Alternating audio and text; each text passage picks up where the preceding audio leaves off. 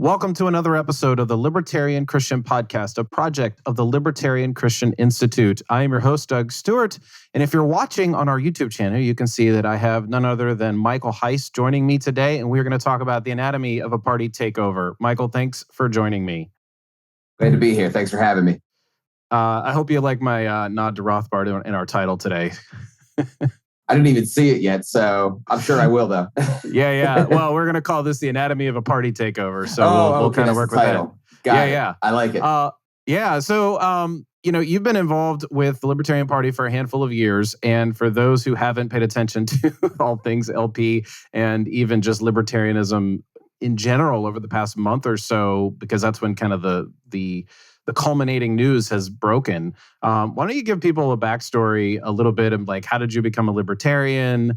I think if I remember correctly, it began with Ron Paul like it did with me, but I'll let you kind of back up and give us an origin story of your involvement.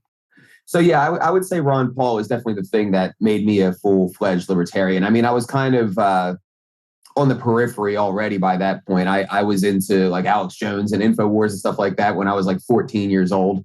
So I was getting into conspiracy theories and the InfoWars show and documentaries and all that stuff back when YouTube wasn't quite as controlled as it is now. I think I might have first encountered Ron through InfoWars and definitely saw him in the documentary Freedom to Fascism that came out sometime back in that range. So I mean, Ron Paul was the thing, in the 2008 election, his debate performances, I started seeing that on YouTube, started following the Daily Paul. Me and my friends got into it, my two best friends, and basically we were all alone, and people kind of forget how different the internet was back then. My family had a computer in the living room with a dial-up internet that we all shared. And social media was not what it is today, so I didn't know anybody. I didn't know what to do. I just kind of watched from the sidelines and, kept going down the rabbit hole.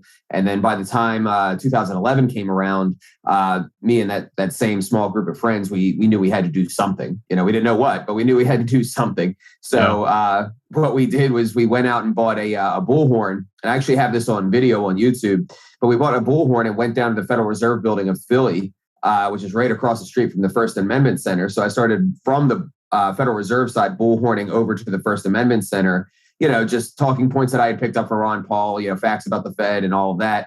And we kept doing this. And, at first it was just me and my buddy Kyle. And then there was like 4 or 5 people that showed up. Then there was like 12. Then there was like 40, and by the time, and this all happened in like rapid succession. And by the time those 40 showed up, what had happened was I had stumbled onto an underground group of activists in the Philly area called Truth, Freedom, Prosperity. And, they were in support of Ron Paul, but they weren't necessarily a libertarian group per se, definitely not involved with the party. But it was just this eclectic group of like anarchists and survivalists and conspiracy theorists and libertarians and all supporting Ron. And they were very active. They had regular events. So once I kind of found that underground world, I just never looked back. Been here ever since. So when Ron Paul was running for candidate in, I guess it was 2008, I should have worn my Ron Paul shirt for this, since we're recording it on video. I did wear it yesterday though, for some reason. I forget why. But anyway, what was some of the highlights in that campaign that like really stick out to you in your memory? The Giuliani moment. Yeah. Yeah. The Giuliani moment was the big one. Just how I wasn't really political before that, but it's just everything that he said was just straight up truth, and I had never gotten involved in politics, and I just kind of regarded it all as BS and, not worth my time. But his courage, I would say, especially in being anti-war, is the thing that really got to me. And, I would go as far as to say that it wasn't just like his principle and all that stuff. He served for like a role model for me personally at a time in my life that was pretty dark. You know what I mean? And I really needed a role model at that point in time in my life. And, he served that for me with his courage, with his consistency, and his bravery, and kind of gave me something to strive to be like at a time where I really needed that. Yeah, no, he's kind of he's the grandpa we would rather have as president right now. Yeah. My moment in that was actually twofold. One was when he said that we should turn the other cheek, and he got booed in South Carolina at a debate. Mm-hmm. And I was like, wow, that's ridiculous. And then the other one was when Rick Perry tried to say he was going to abolish 3 departments, and Ron Paul kind of leaned, like live in the debate in this casual way. He leans over and he goes, no, there's 5. Well, no. Perry couldn't remember which 3 he himself wanted to abolish. Correct. It was. Yeah, right. And he was like transportation. I forget what the 3 were, but then you could hear Ron going, HUD. Okay. I thought my memory was that he was saying like, no, there's more than just 3, but we'll have to go back and look at the tape, I suppose. But the Ron Paul ran as a Republican, and he was very openly, I'm a libertarian running as a Republican, that kind of thing, and so since then. There hasn't really been anybody anywhere close to being libertarian in the Republican Party in terms of a national candidate. Maybe Rand Paul, if you want to kind of include him, but it didn't last very long. So we have the Libertarian Party, which is the 3rd largest party in the U.S. by a long shot, number 3 at this point. But what was wrong with the Libertarian Party back then, or back when between now and then? Well, like I said, prior to Ron Paul, I never really got political, and I never joined the GOP. I never became a member. I mean, I registered as a Republican to support Ron, but that's it. I didn't really get involved in politics per se, and it didn't even feel like what we were doing was political. It just felt like, it kind of felt like we were this ragtag team of people saving the world. Like that's what it felt like. And I went from Ron Paul getting into the Constitution and all of that stuff. I went down to Florida for the GOP National Convention to support Ron down in Tampa. And, after that, when they screwed him, I started getting into some anarchist literature like, Lark and Rose. And, I became an angry ANCAP. So, at that point in time, I kind of just saw voting. I became basically anti-political, anti-voting, all of that, and started doing a lot of street activism. So I started doing a lot of like cop block type of stuff, man on the street interviews with people, and I was very focused on like the police state in a lot of my activism. But then as time went on, I kind of felt that being as immersed in that as I was kind of getting to be bad for my soul. I was extremely angry. And just immersing myself in these horrible videos of people being abused by cops all the time, and just it's all the time, and it was making me very like enraged, and it wasn't good for me, and I still wasn't, I would say, fully mature yet at that point either. So up to that point, at some point, I went through a kind of a personal tragedy in my personal life, a personal heartbreak, and that kind of took me out of the game for a while. Maybe a year and a half. And when I started wanting to come back in, it was at that point that I was like, okay, I've done the shotgun approach. I've done some writing, I've done podcasting, I've done man on the street stuff, I've done videos, I've done all this stuff. Now I want to pick something that I want to like focus on long term and stick with it. And I wasn't sure if the Libertarian Party could be the thing that did that. So I actually supported Rand Paul for the 2016 primary. And it wasn't until he fizzled out that I really even entertained the Libertarian Party, because, Rand is playing a fundamentally different game than Ron. I would personally include Rand as a libertarian, but he's no doubt playing a fundamentally different game than Ron. And I think that's why he didn't take off the way that Ron did. He tried to conform to politics and, go for the election instead of spreading an idea and spreading a message. And that's the thing that really animated Ron's campaign. So once that fizzled out, I, for the first time, took a look at the Libertarian Party and said, all right, I wonder if this is it. And I did I organized an End the Fed rally in 2017 at the Philly Federal Reserve building. And there's like a rich history of these events there. But for the first time, I included Libertarian Party candidates. I had Larry Sharp come out. I had Murray Sabrin come out. I had Adam Kokesh come out. I had some cryptocurrency related speakers. And, over 300 people showed up. And I was like, maybe this can work, and by that point, I was already kind of formulating the idea of the Mises Caucus and how I was going to approach this. And but that was the spark that made me go, maybe this is viable, where I didn't think it would be before. Yeah. Okay. So where did it go from there? I mean, you kind of narrowed your focus there through those series of events. I mean, how did you even get? Is it like you just had to register? Did you like what does it mean to start the Mises Caucus? Like, how does that even begin? For somebody like me, I don't actually even know. Like, if I decided, you know what, I'm going to start a caucus in the LP, I wouldn't even know what to do other than call you and say, what do I do? Which is There's nothing formal. Yeah, There's okay. nothing formal. Like, we're not officially recognized by the party or anything like that. Okay. It's just an informal grassroots coalition of volunteers that happen to be inside the Libertarian Party. So I made a Facebook group. that's Got it. it. Okay. You know, and I got some help early on because I'd been toying with the idea of this for a while.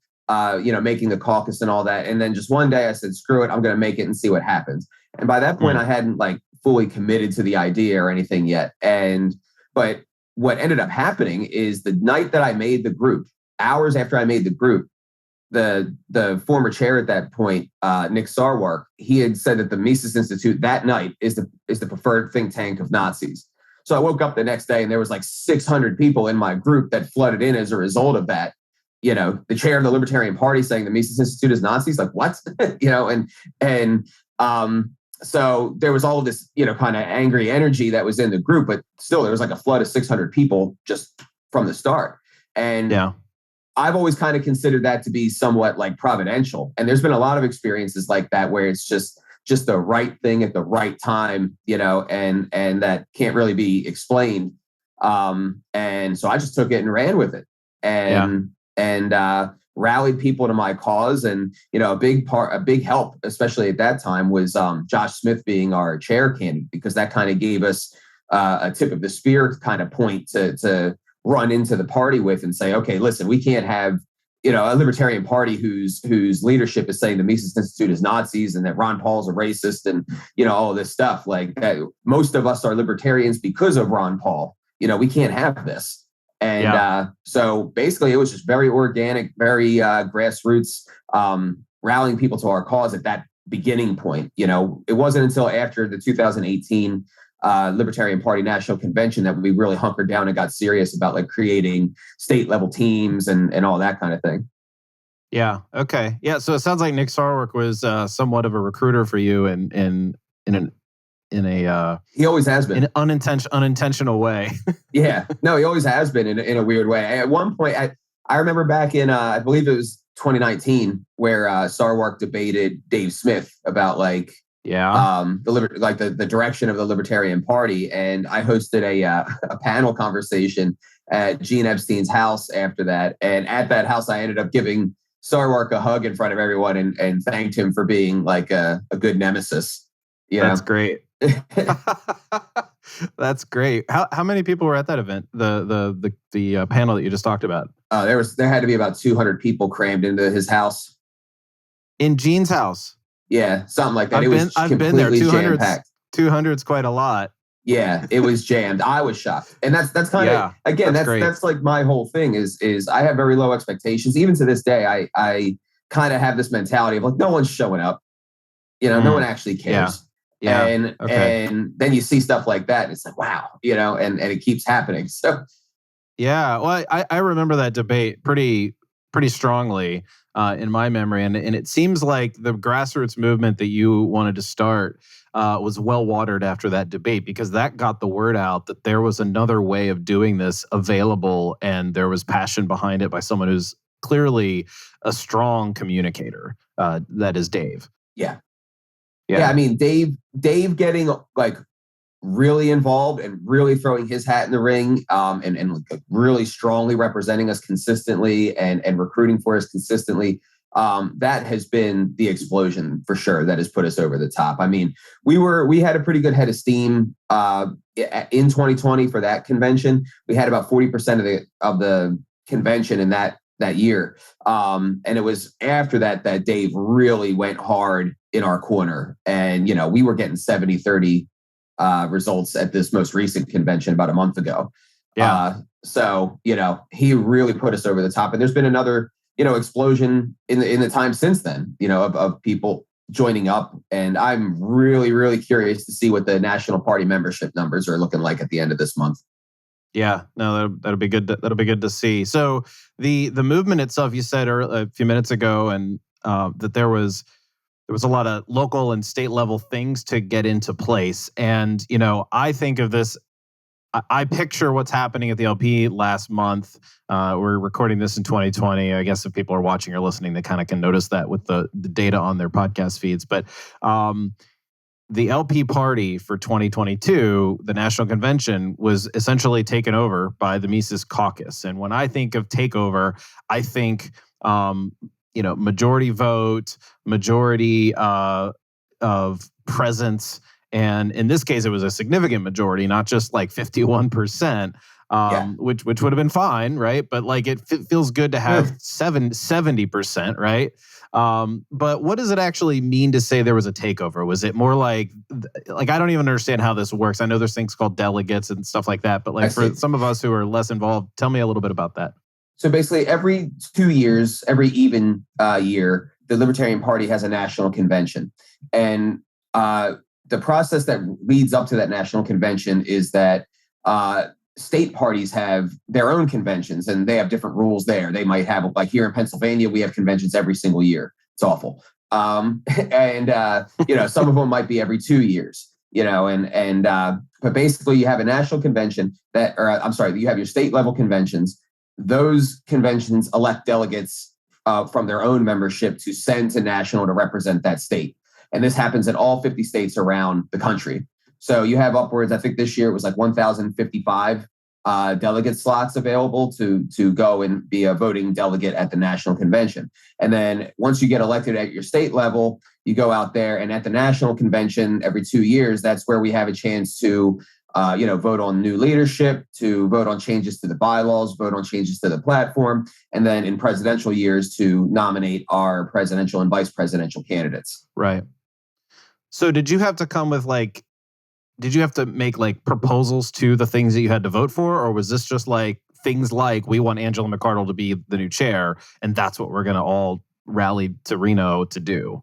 It was both. I mean, like you said, it would have been fine if we won by 51%. That's not how we felt. We felt that we wanted to come in dominant fashion and show that major changes had happened to this culture, to this party, as a narrative, as a culture, principally everything. And I don't think that would have happened if we just eked out a 51-49. We feel that the party has been horribly mismanaged for quite some time to this point. And, we didn't want to leave any air in the lungs, so to speak, after this convention. So, we came in, we had not just Angela McArdle for chair, but an entire leadership slate for every position on the LNC, and they all won. And then we had several platform changes that we wanted to implement. We had some changes that we would have liked to make on the bylaws, but we kind of knew that probably we weren't even going to get to that this year. And we've got almost all but one of our platform changes. And the only reason we didn't get the one was time. We ran out of time in the convention, but, I'm sure we'll end up talking about this, but the removal of the abortion plank was a big one for us that we wanted. The removal of what, the quote unquote woke language in section 3.5 was a big one. Adding secession back into the platform was a big one. Adding a definition of like property and aggression was another really big one. And we got all of that stuff. Yeah. Yeah. No, I do want to talk about that. So back to the question of sort of strategic implementation, and it seems like there needs to be a lot of manpower going on there, and even resources. I mean, you got to convince people to take time off work to get there. Like, there's a lot of people who volunteered to simply, make this happen. I mean, I'm friends with a couple of these people, and it seems like a huge effort. And was this your first foray into sort of what's the word here? I can't think of the word. I want to say motivating, but that's not what the word I'm looking at. But empowering people and sort of pushing people toward organizing. Yeah, hurting people. I don't know. Whatever. Yeah, and that's one of the things that I think kind of gives us our we'll call it our spirit. Because I never went to college. I was never an entrepreneur. Before this, I kind of worked BS jobs. I started going to school to be a paralegal when this thing all started to take off.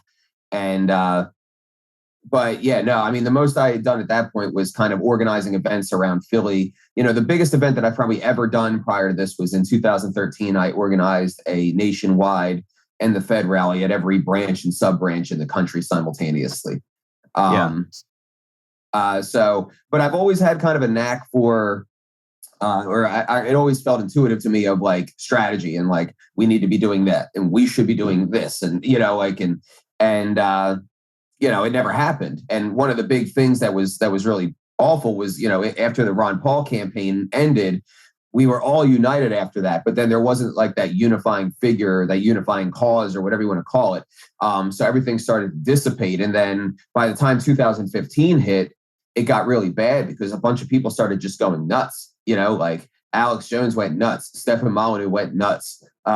Christopher Chase Rachel went nuts. Chris Cantwell went nuts. A bunch of people that were seen as leaders in the scene just went nuts and to try to catch that Trump wave, essentially. And, there was a lot of fraction around that. And it became very obvious to me that we needed that Ron Paul revolution energy. So, that's what I was setting out to do. But to answer your question, this was my first real effort in something like this. But I think, again, I kind of, because of that lack of experience, I think I've been able to maintain a very grassroots vibe to this whole thing. And that's very important to me.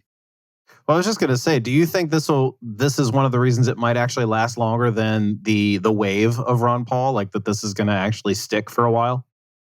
I think so. Yeah, I think so. And one of the kind of big picture goals that I always had with this and that we have with this thing is that Ron Paul, is as incredible as he is, he's one man that was one campaign, and so when that campaign ended and he didn't win, and then the natural result is for things to dissipate and for people to start going out and branching off in their own different directions or whatever. And my observation was that if we could ever recapture that energy or recapture that kind of positive feedback loop that he had started with his campaign under the guise of an organization or institution, that it never has to end. It could just continue to snowball and snowball and snowball. And that's what we're trying to do here. Yeah. No, it feels like it's nice to know that that's sort of the approach here, because when you want to get behind a single individual, obviously we can see what happened with Obama. We can see what happened with Donald Trump. There's just a lot of like momentum behind a charismatic figure, and there's nothing wrong with having a charismatic figure. But it does seem like there's a wave that like, okay, that's good. And hopefully that wave has watered the grassroots, if I can use that weird metaphor or analogy. But like that is kind of what happened here. I mean, obviously Ron Paul this is a product of the Ron Paul revolution. And if I'm not mistaken, you call this the Ron Paul Revolution 2.0. Am I right? Yep, that's exactly what we're going for. I would say intellectually, philosophically speaking, we're in the tradition of Mises and Rothbard and Hayek and Bastiat and all of that. But the spirit of it is Ron Paul. Yeah. So you get to the convention. You had a little bit of pushback, of course, because Nick Sarwark didn't want this to. He didn't want you to see this through.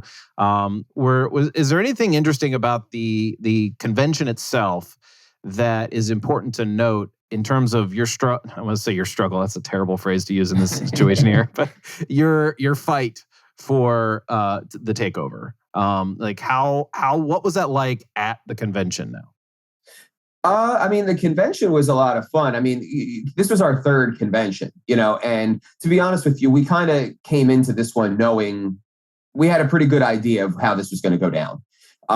You had mentioned earlier of like, it seems like it takes a lot of manpower and it seems like it takes a lot of effort, and it really does. We have a national coordinator. What produced the result that you saw is in the preceding 4 or 5 years. Yeah, we're going to be 5 in August.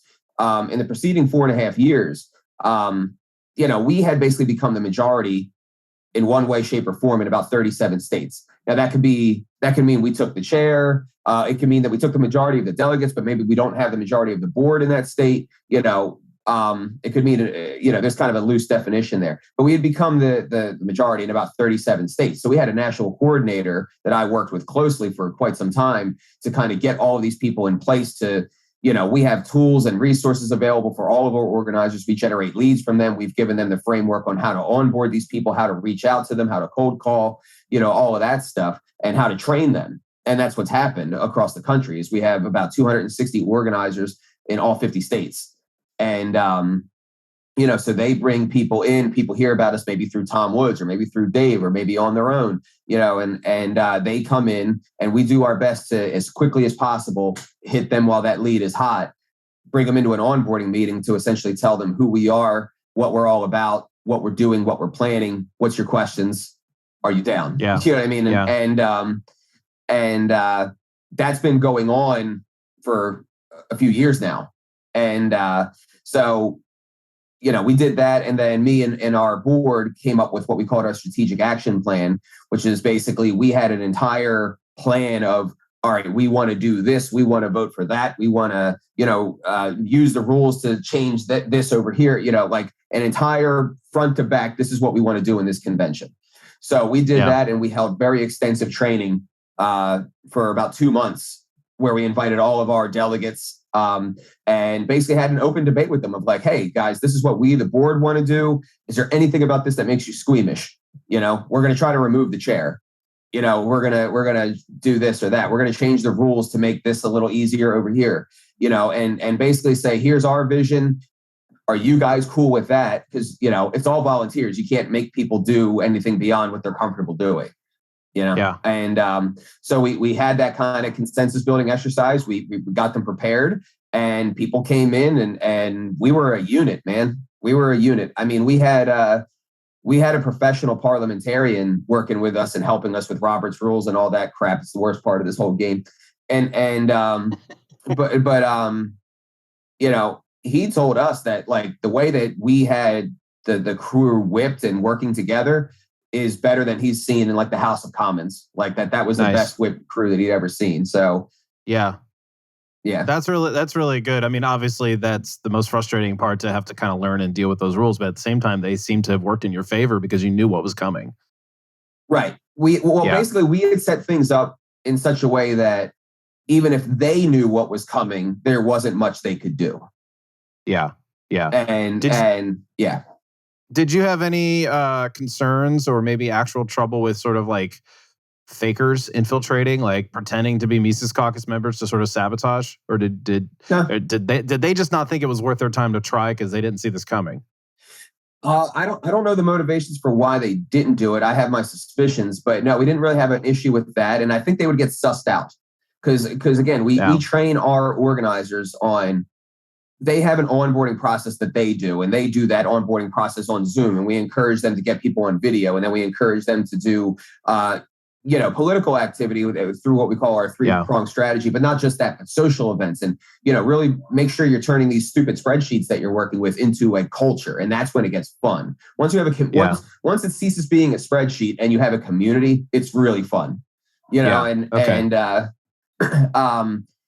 People would have to be pretty dedicated to go and fake for a year, you know what I mean, and not get caught and make us think that they're somebody that they're not when they have no way of knowing that they would win out in the end. You know what I mean? I just don't think it's worth their while. And I don't want to say this about everybody who is, not in agreement with us or who has been opposed to us, but I feel like we're coming from a fundamentally different motivation here.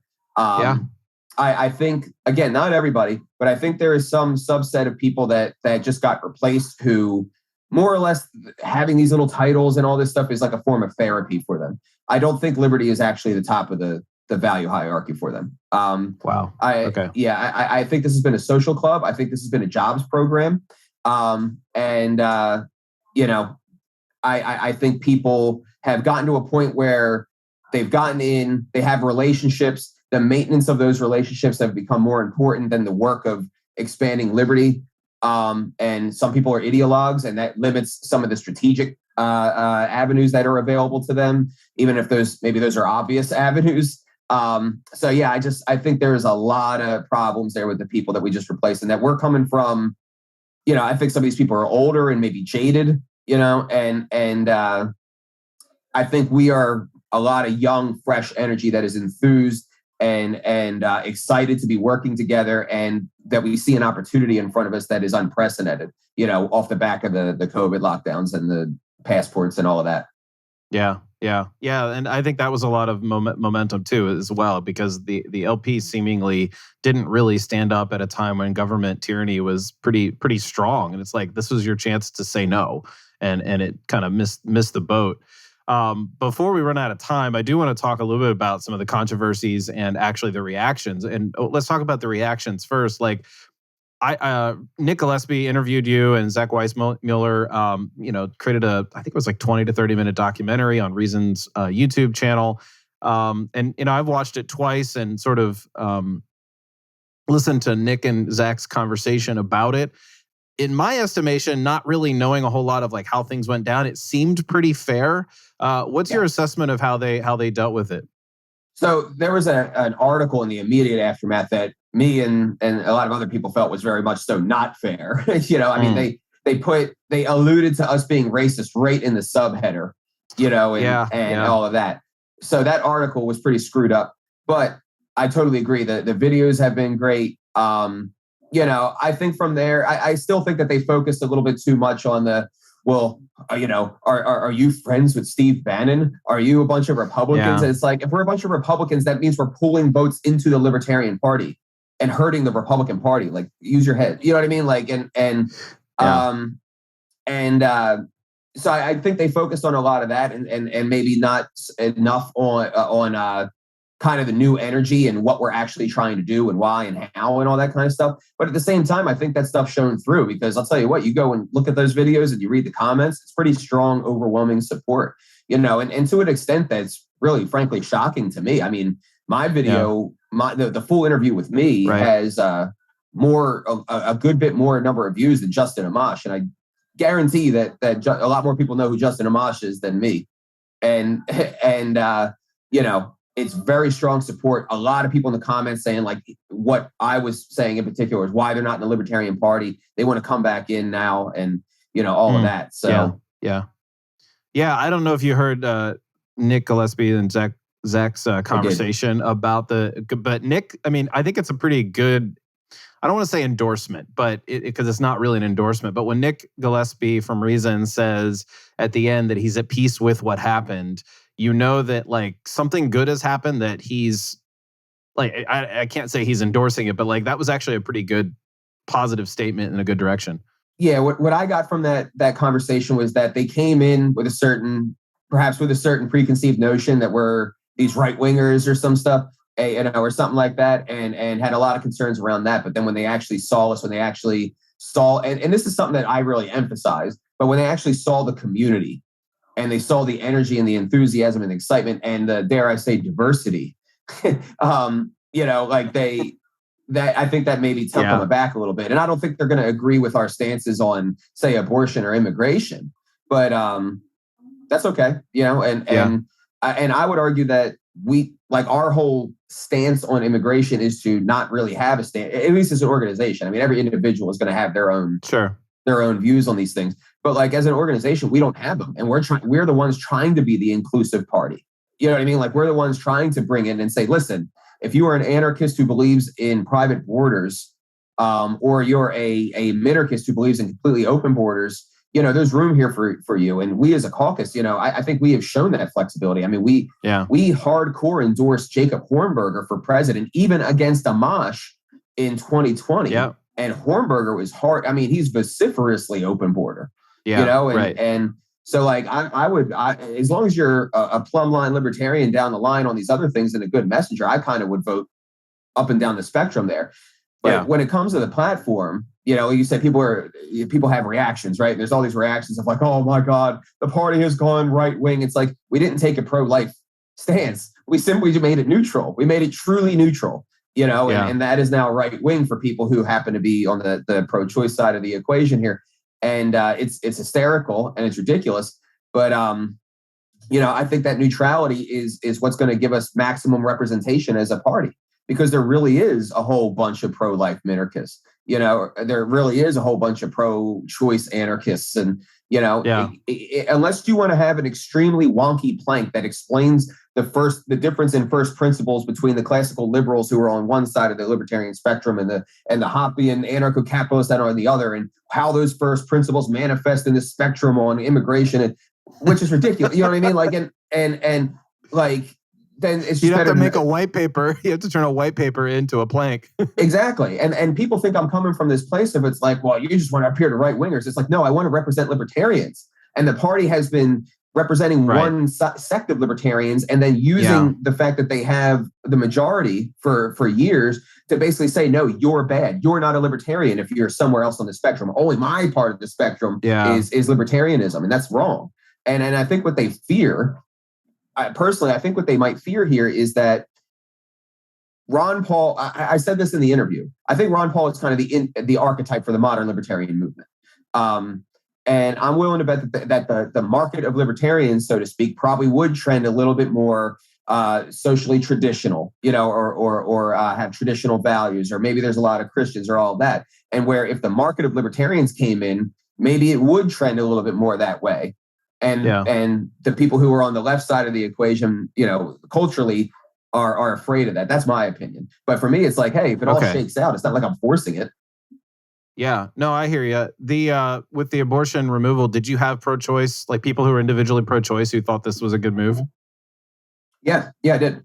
Because again, it's the argument is simple. People basically want to say, well, I'm pro-choice, so therefore the platform should reflect my preferences. You know what I mean? Whereas what I'm saying is there is a lot of latitude between a Mises type, Hayek type classical liberal and a Hoppe anarcho-capitalist. And this is a libertarian party that represents all of that. You know what I mean? Like, so you're going to have variance. Like, there's not much variance on the drug war or on the wars. You know what I mean? But on these other issues where again, those differences in first principles between minarchism and anarchism kind of manifest themselves in the form of a spectrum on certain issues, namely immigration and abortion. And that's kind of my whole thing, is that we really should be trying to represent that whole spectrum. Yeah. So the other plank I think that was removed, or maybe it was reworded, was the one on bigotry. And I believe, if what I'm remembering from hearing about the story behind this is that bigotry was kind of introduced pretty early in the 70s into the party, like anti-bigotry plank or statement that was in there, and that has been removed or reworded. You can correct me. What happened there? It was reworded, but to be clear, that language was added in, I think, 76 originally, but then in the 80s it was removed. And then it appeared again in 2008. So there's actually more of the party's history that did not have that specific language than did. So what's I'm gonna just be straight up about this one, because I based on the changes that were made on it, I'm kind of like, okay, that sounds really good, but like, wouldn't it look bad that you're removing a plank that says that you're against bigots? Like, what's the harm in saying you're against such a thing? Well, or letting other people see that? It quote unquote looks bad to say that we're in favor of legalizing heroin, but we care about the truth. So and the truth is that, well, several things. One is that libertarianism isn't something that tells you how to think. It gives you it's a political philosophy that gives you basically a baseline on the relationship between the people and the government, and what is the appropriate use of force, if any, in a monopolized state. So like that's what libertarianism is. So the more we kind of get into this, well, you should think that, or you should think this, maybe we should individually promote a culture that embraces, let's say, personal responsibility, because I think that's the only way that liberty will thrive. But it shouldn't invade your thoughts. Like, if you think, there's people who are great libertarians that reform their lives, and maybe they used to be bigots in the past, or maybe they were even violent in the past. Like Raj Toure used to rob drug dealers. You know what I mean? Like, and he just was cited in the Supreme Court case that knocked down the concealed carry ban in New York. You know what I mean? So like, people can change, and we shouldn't judge them like in that way up front and chase people out. And kind of on the more meta level is that I find that there's a difference between libertarians who do and don't we focus on the power of the state a lot, and that makes a lot of sense because that's the core foundation of the party and the philosophy.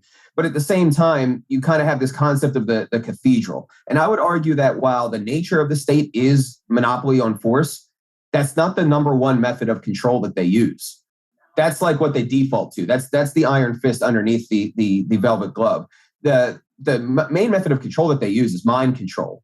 Just to put a bow on it. Like, that's why they have the media. That's why academia is propagandizing our kids. That's why Hollywood and all of entertainment is all espousing the same narrative that leads to the same ideology. And I would argue that language like "we condemn bigotry as irrational and repugnant," we're in a society today that's you don't need to say, like, that's already the norm. We have been moving away from it. So it's kind of like saying slavery is irrational and repugnant. You're not really making a statement there, and you're not making a statement that has to do with libertarian principle. So what it sounds like to people who are aware of what I'm getting at with like the whole cathedral, and they shape the narrative, right? And the narrative is that one of the narratives of today is that we live in a systemically racist society, and there's systemic racism and all of this stuff. And that kind of feeds into that narrative.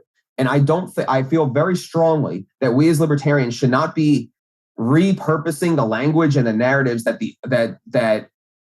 the Republicans or the Democrats lay out in front of us, and then try to repurpose them and say, oh, well, here's, we're safe. We'll say your narrative, we're safe, and then come up behind that with libertarian principle. I think that's what Joe Jorgensen and Spike Cohen tried to do in the 2020 campaign, and it doesn't work. Right now, we don't have trust as a brand, like libertarians, I mean. And what we're going to have to do in order to force the conversation is one of two things. We're going to have to either show one of the other two in-groups that we are able to help them destroy their enemies, or we're going to have to become a threat to them and basically pierce that wall. We're going to have, or we're going to have to gain trust. So in order to do that, we can't be espousing their own narrative in their own language. We have to come up with our own. And I think to the extent that we do use their language, they basically just can say, oh, well, he's saying the same thing he has the same narrative as the Democrats, so I can dismiss him. Because why go with them when I could just go with the Democrats? Yeah. Well, that's the average person. They're going to be like, so what makes a libertarian? And if all you say is the whole socially conservative or socially liberal and fiscally conservative, which is only telling you two specific things. It doesn't tell you the range, and it also doesn't tell you the principled nature of libertarianism. Then people aren't going to actually get a real taste. They're going to be like, oh, well, yeah, what I care about is being socially liberal, so I'll just ignore you because I already have that. Right. And I'll add to that people don't act out the premise that their political philosophy is at the top of their value hierarchy. Really open-minded people are people who are really interested in this, but this is a tiny minority of people. Generally speaking, people go with this, they keep helping the state because the state gets them on the narrative. And this is the whole role of the cathedral. They get them on some kind of feelings of justice. You know what I mean? Or something like that. And that we have to fix an injustice. And people get emotionally invested in the narrative and then can form their principles around that emotional feeling based on the narrative. But that narrative is the hook. You know what I mean? So you've got to nail the narrative. And that's what I'm saying. You cannot use the narrative that your enemies are using and then say you're different. Like, yeah, underneath principally, we might be different and radically different at that. But that's not what grabs people. You got to get them on that narrative level first and reel them into the principle.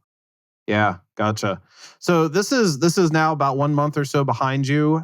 What's next in your liberty career? I don't know if there's a career ahead of you for you, but like what? I'm guessing you have a little bit of a sigh of relief and a little bit of celebratory. I hope you took a small vacation or something. To celebrate that. But like, what's next? What's next for you? Well, I actually, it already is my career. This is my full-time job. So, but what's next for the caucus is we kind of have what you might call our immediate goals and then your long-term kind of more on the horizon goals.